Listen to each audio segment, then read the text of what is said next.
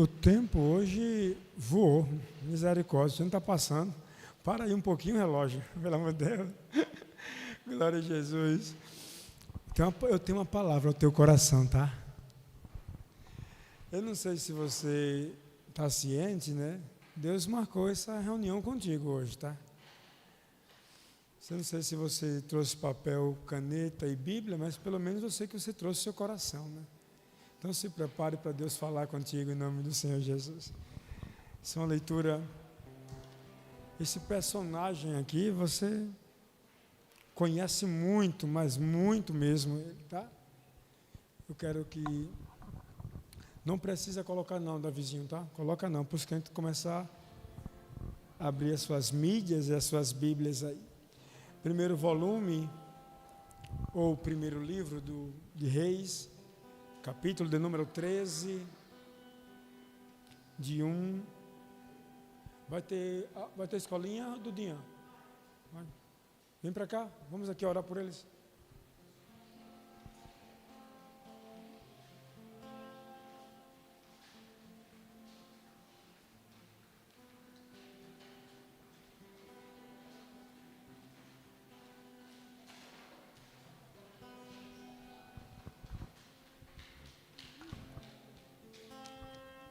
Oremos. Senhor Deus eterno Pai, maravilhoso do céu e da terra, Senhor, eu te peço nesse momento, Pai, abençoa cada criança que está aqui presente e suas famílias, Senhor, que essas crianças cresçam em seus caminhos, Pai, e que lá na salinha não seja só um momento de diversão, mas sim que elas aprendam a Tua palavra, Pai. É isso que eu já te peço e já te agradeço, em nome de Jesus, amém. Deus abençoe. Esse personagem eu acho que você já viu muito. Pastor, de novo, sobre esse personagem. Primeiro livro, primeiro volume de Reis, capítulo 13, verso de 1 até o 10. E eis que, por ordem do Senhor, veio de Judá a Betel um homem de Deus. E Jeroboão estava junto ao altar para queimar incenso. E ele clamou contra o altar por ordem do Senhor e disse: altar, altar. Assim diz o Senhor: eis que um filho nascerá da casa de Davi, cujo nome será Josias, o qual sacrificará sobre ti os sacerdotes dos altos, que sobre ti queimam incenso, e ossos de homens se queimarão sobre ti. E deu naquele mesmo dia um sinal, dizendo: este é o sinal de que o Senhor falou: eis que o altar se fenderá, e a cinza que nele está se derramará. E sucedeu, pois, que, ouvindo o rei a palavra do homem de Deus, que clamara contra o altar em Betel, Jeroboão estendeu a sua mão sobre o altar, dizendo: pega-o.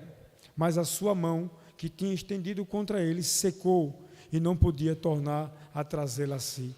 O altar se fendeu, a cinza se derreteu no altar, segundo o sinal que o homem de Deus apontara por ordem do Senhor. Então respondeu o rei e disse ao homem de Deus: rogo-te, a face do Senhor teu Deus, e tu rogas por mim, para que me restitua a minha mão. Então o homem de Deus suplicou ao Senhor, e a mão do rei foi restituída e ficou como dantes. E o rei disse ao homem de Deus: vem comigo para minha casa e conforta-te, dar-te-ei um presente. Porém, o homem de Deus disse ao rei: ainda que me desses metade da tua casa, eu não iria contigo, nem comeria do pão e nem beberia da água deste lugar, porque assim me ordenou o Senhor pela sua palavra, dizendo: não comerás pão, nem beberás água, e não volta pelo mesmo caminho por onde vieste. Assim foi por outro caminho, e não voltou pelo caminho por onde vieram a Betel. Querido Deus e amado Pai, louvamos e te agradecemos. Mais uma vez, peço inspiração, iluminação da tua palavra, para assim ministrar os corações nessa noite, em nome de Jesus. Amém. Ô pastor, tu não disse que esse personagem é tão conhecido? Eu não vi o nome de ninguém aí, praticamente. Eu vou falar sobre logo dois personagens. o profeta novo e o profeta velho. Tem nome? Tem não. A Bíblia não deu nome nenhum. Um é chamado de homem de Deus, e o outro é chamado de profeta velho. Mas o homem de Deus era o profeta mais novo. E aí vamos, como eu tenho esse hábito de dizer, vamos trazer um pano de fundo nessa história. Vamos aí destrinchar a história e depois a gente leu, a gente explica e depois a gente aplica, tá bom? Então lemos o texto. Aqui está uma das histórias que surge dentro de um contexto do fim do reinado de Salomão. O homem que teve um reinado pacífico, porque todas as guerras que Israel tinha se levantado contra a nação, ou que tinha participado, todas foram vencidas por Davi, menos a guerra que ele não foi, que perdeu em casa. A única guerra que Davi perdeu foi aquela que ele ficou em casa com Betseba. As outras, todas ele venceu, tá? Então ele entrega um reinado na mão do seu filho Salomão. E aí Salomão tem um reinado pacífico, tudo na paz. Mas aí Salomão tem um filho chamado Jeroboão, que na morte de Salomão ele não respeita a memória e nem tampouco respeita o Deus dos seus antepassados. E na cidade de Betel, um lugar que era considerado um lugar de adoração, um lugar de veneração, de súplica e clamor ao Senhor, quando Jeroboão assume o lugar de Salomão, ele torna aquele ambiente um ambiente profano, de ídolos, deuses, estátuas.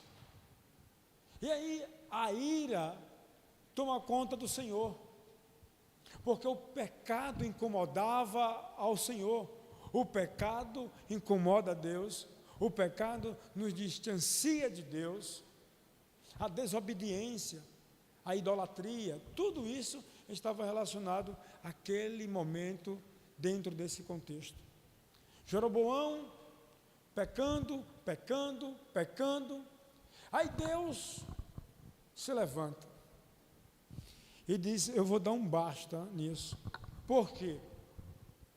Porque em Betel tinha um homem que era considerado o profeta de Betel. Só que é inadmissível, em uma cidade de oração, onde tem um homem de Deus, aquele que entregava o recado, estava compactuando com o pecado do povo. E aí Deus simplesmente usa um jovem, chamado homem de Deus, mas dentro de algumas traduções bíblicas e as mais antigas, diz assim, o profeta novo. Um jovem ousado por Deus, usado por Deus. Ele diz assim, se levanta, sai de Judá e vai até Betel e levanta o incenso, o altar para mim, não para deuses. Mostra àquele povo que é a mim que devem adorar. E deixa eu te falar uma coisa que Deus não abre mão, é dessa exclusividade dele. Não que fosse um Deus orgulhoso, um Deus mesquinho, mas ele diz, a minha glória eu não dou a outra. Estavam tirando a adoração que era direcionada para Deus e direcionando para os seus deuses. Eram tantos, aquele momento era politeísta, vários deuses.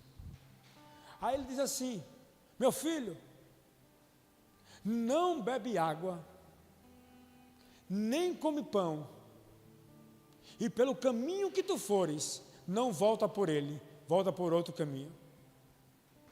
Está resolvido, Senhor, vou lá. Ele se levanta, vai justamente para Betel. Quando chega em Betel, encontra o rei Jeroboão. Ele profetiza na terra onde já tinha profeta, mas o profeta estava morto. Espiritualmente, ele estava distanciado de Deus. E o profeta novo, observe, a Bíblia não dá nome, tá? Não dá nome, não dá genealogia, nada disso. É um desconhecido. Esse não fez milagre, esse não levou avivamento, nada. Ele poderia, quem sabe, estar na galeria de Hebreus 11, os heróis da fé, mas não esteve. Mas vamos extrair lições desse profeta novo. A Bíblia diz que quando ele chega, e Jeroboão está de frente para ele, e ele é meio que botasse o dedo na cara do rei. Vocês estão errados.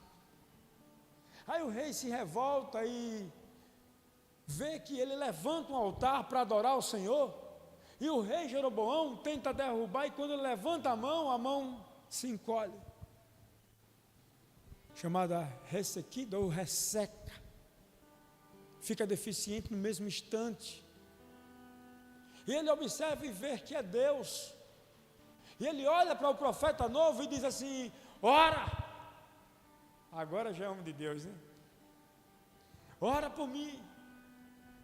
Naquele mesmo instante, o profeta novo ora ao Senhor, pede a restituição da saúde e da mão do rei, e de fato, imediatamente, milagrosamente, o agir de Deus opera na mão de Jeroboão, mesmo sendo ele um homem profano e distante da presença de Deus. Mas, como eu digo, sempre repito, o milagre, a graça, a bondade de Deus não está relacionada à nossa meritocracia, jamais, pelos nossos méritos. O agir de Deus, o amor de Deus, o milagre de Deus, a porta aberta na nossa vida, não é porque nós somos bonzinhos, porque nós somos melhores, não, é pela sua graça, pelo seu amor. Porque, confesso, se eu fosse receber algo da parte de Deus, pelo meu currículo com o Senhor, misericórdia. Misericórdia. Eu tenho pregado esses dias sobre essa natureza caída nossa, ou natureza triste, que só faz nos distanciar de Deus. Eu não estou dizendo para você viver impregnado dentro de uma igreja, dentro de bancos, não, eu estou falando o seguinte: se a gente sair da presença, ela entra em cena. Por isso que o cristão deve 24 horas estar na presença do Senhor, em oração, em louvor. A sua vida deve ser um eterno louvor e gratidão a Deus, aonde você chega, aonde você vai, aonde você pisa, o que você fala. Isso não é fanatismo, não, isso é fé, obediência ao Senhor. E aí, quando ele faz um milagre no homem que não merecia, mas Deus fez, aí ele diz assim: homem, vamos lá em casa, eu quero que você coma, beba. Mas o jovem profeta que recebeu a mensagem de Deus, ele diz assim: eu não posso fazer isso, eu quero te dar um presente, mas eu não quero. Se fosse hoje, ai meu Deus, não se pensava duas vezes. Esse é o problema de algumas igrejas, de alguns líderes, de alguns pastores, porque quer trocar o milagre, a bênção de Deus, por presentes materiais. Se fosse hoje, chovia de pastor na casa do rei, chovia de líderes. Ele disse que vai me dar um banquete, ele disse que quer me dar um presente. Quem não gosta de presente aqui? Levanta a mão quem não gosta de presente. Todo mundo gosta de presente, quem não gosta de ser presenteado? Mas ele disse assim: nem que tu me dê a tua casa, eu vou obedecer a voz do meu Deus. Como é bom obedecer a voz do Senhor, irmãos. Como é bom a gente andar no centro da vontade de Deus. Mas, pasme, ele foi profetizar em uma terra que já havia profeta. A chegada dele ali está dizendo assim: aqui era para ele assumir a responsabilidade, mas ele não assumiu, mas Deus me mandou.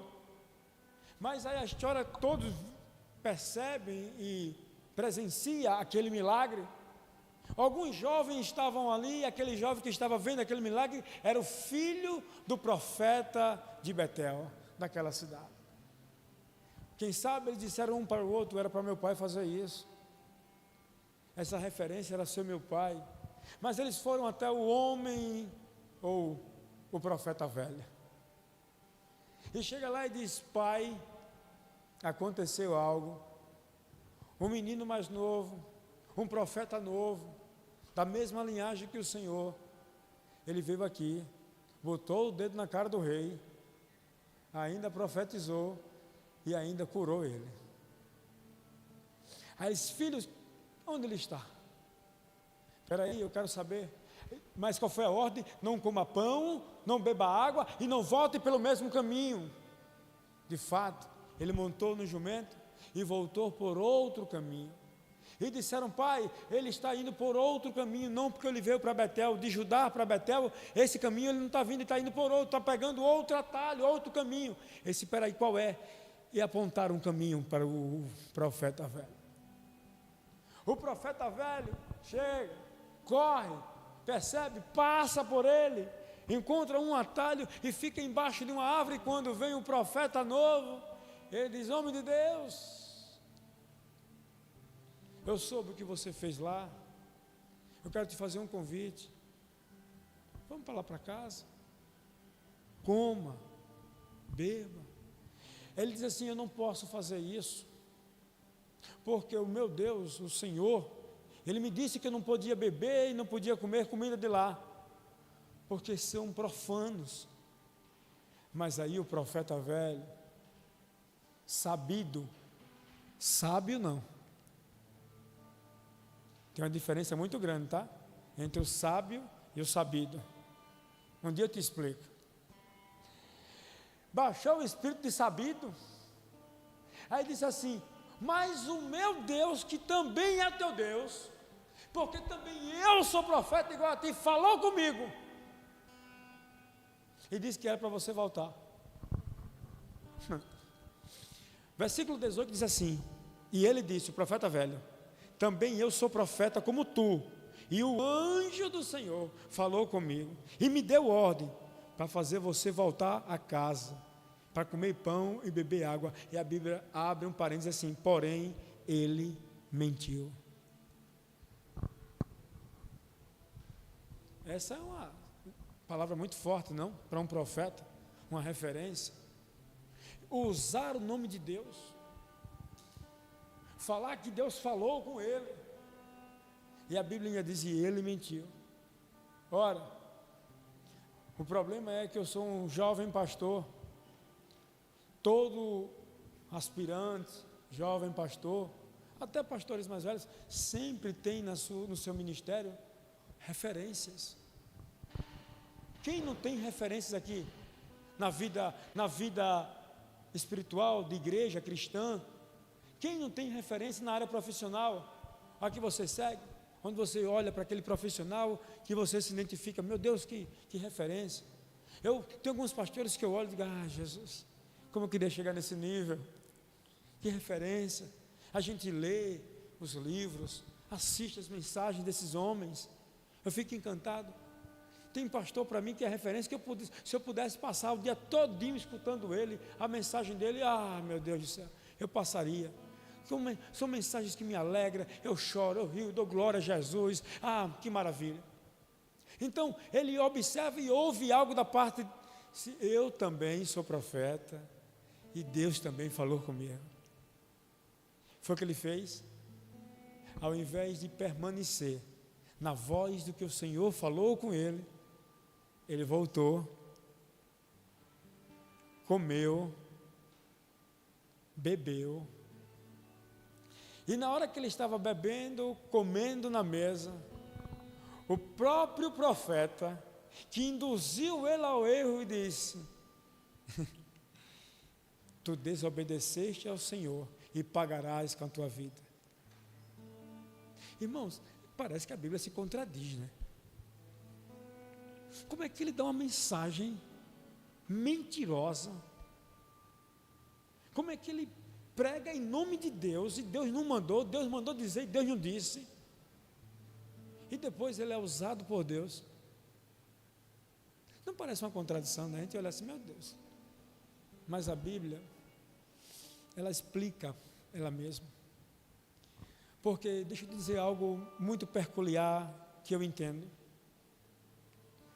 A mensagem de Deus não está relacionada ou condicionado ao meu viver ou à minha vida, à minha vontade. É a vontade dele. Quando ele quer usar, é jumento, cachorro, rato, papagaio, barato e profeta desviado velho. Quando ele quer fazer a vontade dele. Aquele que induziu o mais novo a pecar foi usado por Deus.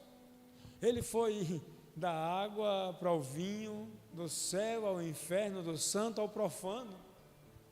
E ele disse: você vai morrer, porque você desobedeceu. E acredita em Deus. Ele voltou pelo mesmo caminho. E Deus tinha dito: não volta.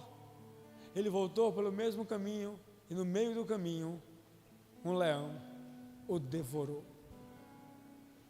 Matou, mas não estraçalhou.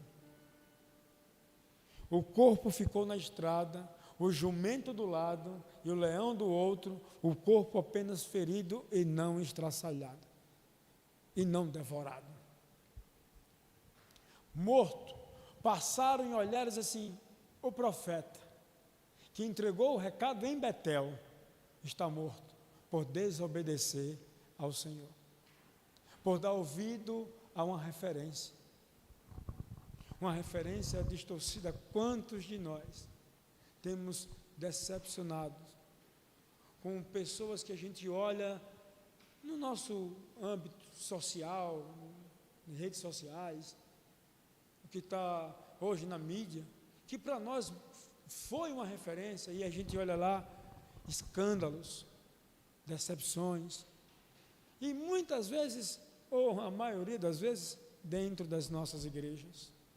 E é difícil a gente dizer, pessoas que eram para nos conduzir à presença de Deus, pessoas que eram para pregar a verdade, porque sabe da verdade, mas não. E aí, nesse texto, o profeta pega o corpo, o que induziu, e diz: estou chorando pela morte do profeta Noé. Irmãos, como é dolorido. Mas as lições que eu começo a aprender, sabe qual é uma delas? Que o profeta, o velho, estava em um ambiente, sendo conivente, mas já era rejeitado por Deus. O que eu aprendo, irmão, que muitas vezes Deus tem rejeitado esse sistema corrupto, mas tem muita gente permanecendo em lugares que não é para permanecer. Tem lugares que não é para a gente entrar e a gente está entrando. Tem situações que a gente não precisa ser conivente e a gente está sendo. Por saber que Deus, observe, ele era o profeta, ele era a referência. Teve que Deus levantar um profeta em outro lugar para ir aí. Não permita, não dê o seu lugar a ninguém. Não deixe que as pessoas coloquem um dedo na sua cara e dizer isso, sabe? É você que Deus levantou nesse tempo. É Deus, foi o Senhor que levantou aonde você está hoje, no seu trabalho, no meio da sua família. Se você é a referência no meio da sua família, amém. Se você é a referência no meio do teu trabalho, no teu departamento, amém. Não deixa que as pessoas olhem para você e dizem assim: eu consegui te comprar, eu consegui fazer com que você fosse manipulado. Não faça isso. Honre aquilo que Deus colocou nas tuas mãos, aquele chamado que Deus colocou específico na tua vida. Repito, chamado não é apenas altar, púlpito, microfone, violão, não é isso. O que Deus tem como contigo, ministério, são muitas vezes família, trabalho, pessoas para cuidar, pessoas para que você seja uma referência. E às vezes muitas pessoas se decepcionam na vida por ver o seu comportamento, sabendo que você é uma referência, mas se decepciona. E foi o que aconteceu. Estava em um ambiente que foi conivente com aquilo. Um homem que já tinha experimentado profecias, experiências com Deus, e nos chocam Porque saber que um homem como ele, que era um profeta, porque para chegar a esse nível, ele teve que passar todas as etapas. Passar, como eu preguei esses dias, o processo. O status de o profeta velho, experiente, só Deus sabe o processo que aconteceu para ele chegar lá, mas quando chega, ao invés de ajudar, atrapalha. Aí eu aprendo que tem coisas na vida que a gente não temos que dar o nosso direito a ninguém. Não permita que o diabo coloque na tua cara, que comece a te acusar por aquilo, por acolá. Tantas pessoas, eu percebo, às vezes converso com algumas pessoas que têm esse péssimo hábito. Conversa comigo e diz: pastor, na área profissional, fulano era assim, aquilo é aquilo, aquilo é ladrão, aquilo é desonesto, aquilo faz aquilo. E dói. É muito dolorido, porque você poderia ser uma referência para o bem e não para o mal. Então, eu aprendo que nessa circunstância, não permita que ninguém aponte o dedo na tua cara. E uma lição importantíssima é que um profeta que vive do passado, mas o seu presente é comprometido, era profeta. E aí, eu digo assim, o que a gente estava vivendo, vou trazer agora um exemplo clássico dessa época de política. Parece que esse profeta aqui era algum vereador, ou algum prefeito, que é aquela história que, quando está se candidatando, você lembra o que eu fiz há 10 anos atrás? Né? Dei uma cesta básica lá no sertão, eu levei um copo com água no deserto, eu paguei um recibo de luz de fulano, eu sou o cara da política. Aí está lá, o coiteado, os 4 anos, 10 anos não foi nem lá, aí agora está tudo na porta do povo. É assim, parecia o profeta. Eu já profetizei aqui. Olha, no meu tempo, eu era pentecostal. No meu tempo eu fazia sapatinho de fogo, mas agora não, deixar para os mais novos, né? Eu já disse tanto isso, sabe? Deixar para os meninos que estão com força, está chegando agora, essa turma nova não, rapaz. É com você que Deus conta, é comigo que Deus conta. Para de estar vivendo do passado. Você é uma arma na mão de Deus. Você é uma arma que pode afetar o inferno, e por isso que o inferno quer te parar, porque sabe o estrago que você fez lá atrás, e sabe da potência que você é no presente. Não viva de negócio de passado. No passado eu preguei, no passado eu cantei, no passado eu fiz isso, aquilo outro. Eu faço, eu prego, eu evangelizo, eu faço hoje. O passado, pai do museu, o passado é passado, já diz tudo. Viva o presente de Deus para a tua vida. Para de estar se lastimando a tua vida. Você está parado, paralisou, por causa da tua história do passado, porque você fez. E já pensou, se eu fosse parar a minha história, porque eu levava uma caixa de som, quando eu tinha 13 anos, que a minha mulher é capaz de me matar nas costas, porque eu levava uma caixa de som para evangelizar quase 15 quilômetros a pé. Se eu fosse pensar nisso, eu sou o galeguinho de Jesus, eu sou o homem mais lindo do mundo, só porque eu levava umas caixas para pregar o evangelho. Eu não fiz mais do que minha obrigação, irmão. Eu não fiz mais do que o meu dever como cristão, de levar a falar de Jesus. Aí eu vou ficar me lastimando de 15 anos atrás, do que eu evangelizava, que eu pregava, que eu fazia isso. Nada. Aí tem um certo pregador que disse: Senhor, se eu tenho crédito nos céus, olha, parece que Jesus está com caixa de cartão de crédito lá. Acaba de dizer que está com crédito com Jesus. Eu vou ver que cartão celestial esse tipo de refeição para passar lá, para ver se ele me dá um créditozinho no céu. Meu irmão, a gente tem que viver o nosso presente. Aí profeta, não, eu fiz, eu cantei, eu fiz aquilo outro, faça agora. Passado é passado. O que Deus tem para a tua vida é o presente, e a eternidade, que é o futuro nosso. Aprende isso. Mas aí, quando a gente, muitas vezes, irmãos, começa a entender que às vezes as experiências são armadilhas, sabia? Tem crente que não percebeu isso. Tem muitas experiências que é armadilha, porque ele diz assim: não, olha o que foi que ele fez.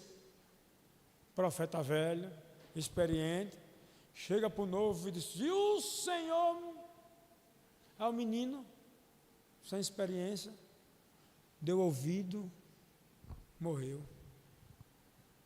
Cuidado com essa voz de experiência que estão lhe aconselhando. São pessoas, às vezes, irmãos, que não têm uma preparação espiritual. Até falamos nesses dias que, algum tempo atrás, são pessoas que os casamentos estão destruídos e quer aconselhar casais.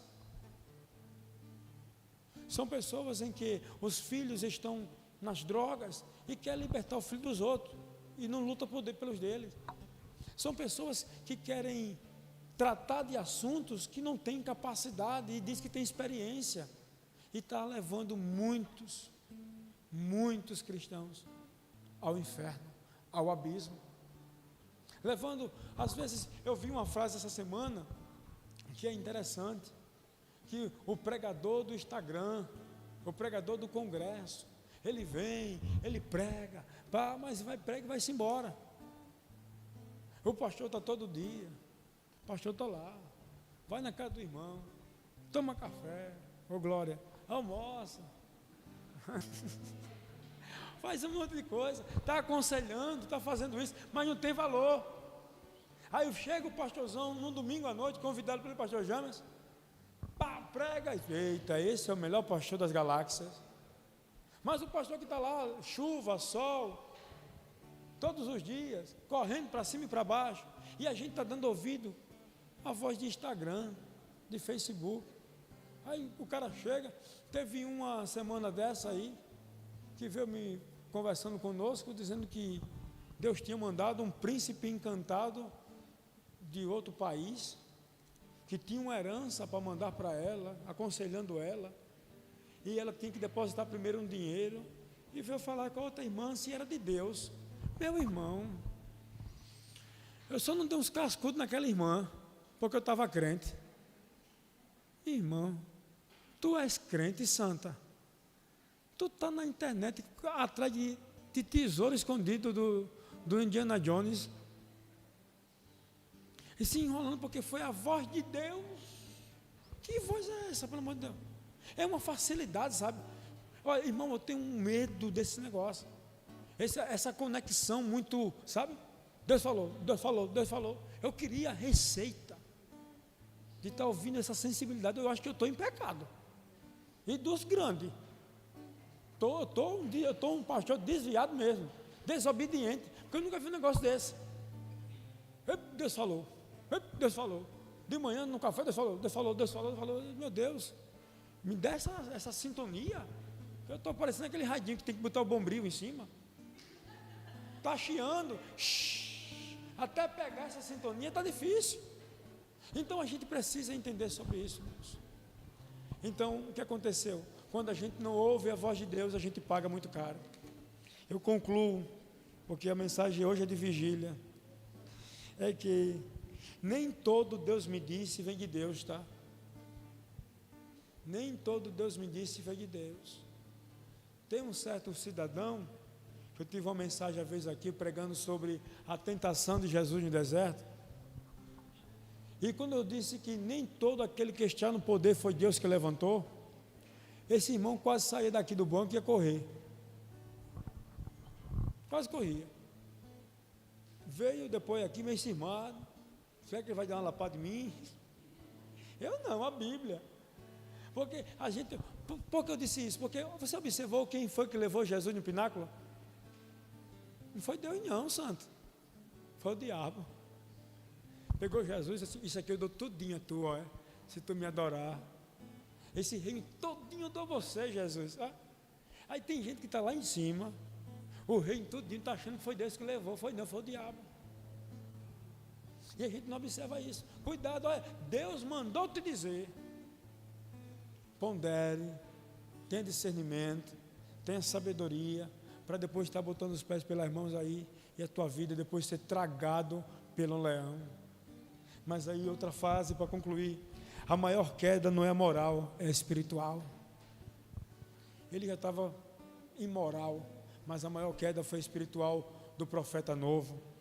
Experiência pode virar soberba, foi o que aconteceu com ele. Por isso que eu digo, vai adiantar você, porque você viveu, encheu o seu coração porque você fez e hoje não? Ele terminou levando um jovem a ser morto por causa da soberba do seu coração. E o altar de Deus rejeita, não protege ninguém. O altar que Deus rejeita não protege ninguém. Ele tinha um altar, mas Deus não estava nele. Eu digo porque Deus já tinha rejeitado. Esse é o problema nosso.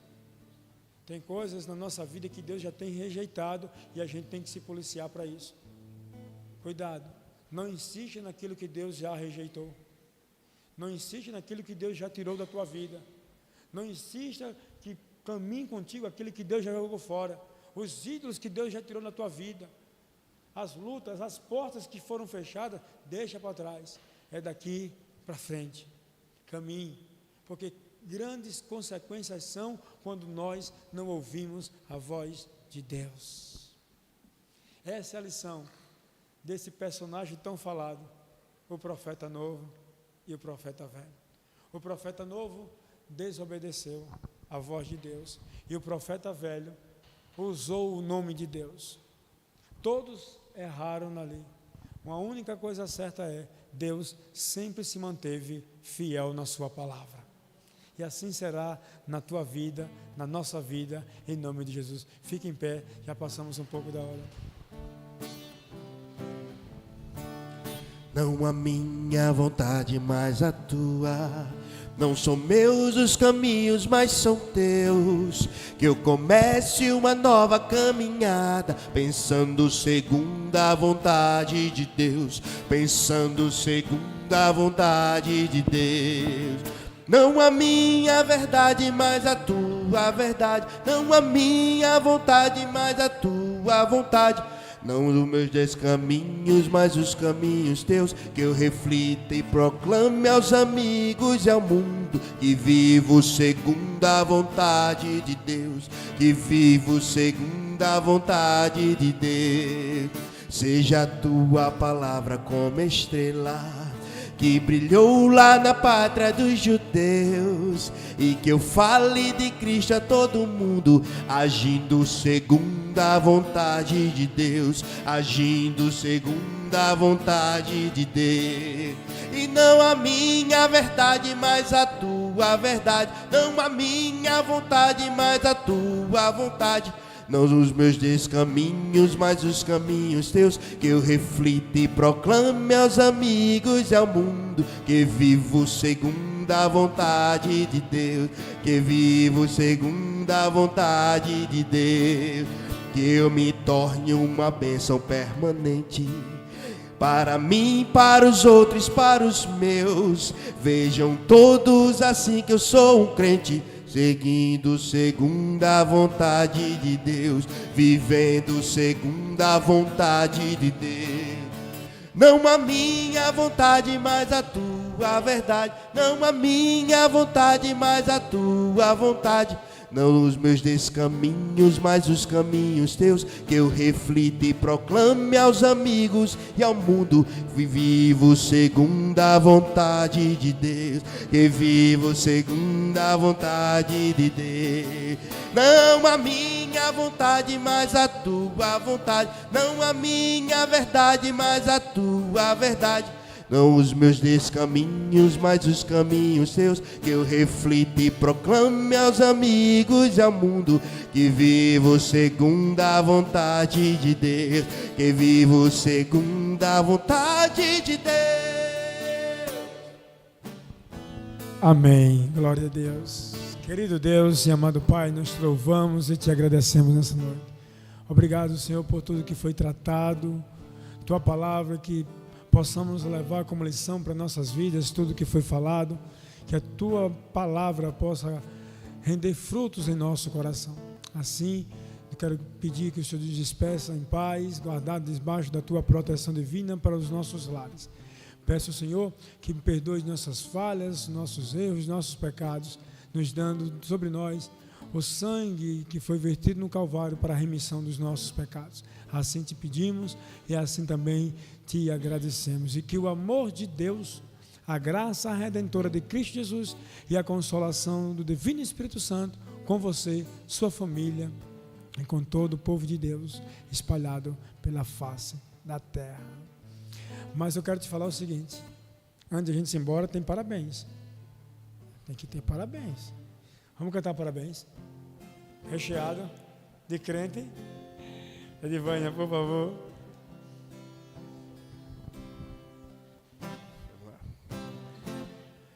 E parabéns pra você dessa data querida, muitas felicidades, muitos anos de vida. Deus te dê muita saúde e paz, e os anjos digam amém. Parabéns pra você pelo seu aniversário. Parabéns pra você pelo seu aniversário. É crente, é crente, é crente, é crente, é crente. Que ora pra Jesus. Querido Deus, amado Pai, obrigado por tudo, Senhor. Obrigado por esse momento especial. Que a tua filha, Deus, cada ano, cada momento possa aproveitar a sua vida na tua presença. Dê cada dia mais saúde, bênção, paz, prosperidade sobre a vida dela. Assim pedimos e assim também nós te agradecemos em nome de Jesus. Amém. Deus abençoe a irmã Edivânia. E não esqueçam, lá fora tá as pulseirinhas para todo mundo ir na casa dela, tá bom? Nós temos festa hoje em nome do Senhor. Aí, irmãos, amanhã tem a reunião dos homens e das mulheres, tá bom? Da MCM e da União de Homens às 19 horas aqui na igreja. Estaremos nossa reunião para preparar toda a nossa programação do ano, tá bom? Deus abençoe. Após a oração e o louvor, temos nosso coffee break lá atrás, em nome de Jesus. Não a minha verdade, mas a tua verdade. Não a minha vontade, mas a tua vontade. Não os meus descaminhos, mas os caminhos teus. Eu reflito e proclamo meus amigos ao mundo, vivendo segundo a vontade de Deus. Vivendo segundo a vontade de Deus. Não a minha vontade, mas a tua. Não são meus os caminhos, mas são teus. Que eu começo